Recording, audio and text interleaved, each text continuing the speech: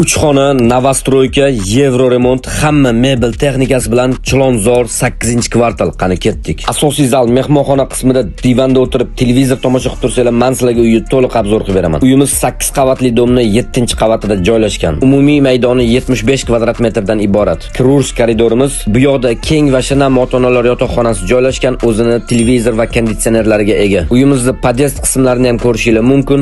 Bu yoqda bolalar xonasiga ko'zingiz tushadi. Uyimiz yoqqan bo'lsa, videoga like bosib, kommentariy yozib, bundan ham zo'r variantlarni o'tkazib yubormaslik uchun kanalimizga obuna bo'lib qo'yishni unutmanglar. Bu yoqda umumiy sanuzel qismini ko'rishingiz mumkin, jakyuzili vannalarga ega.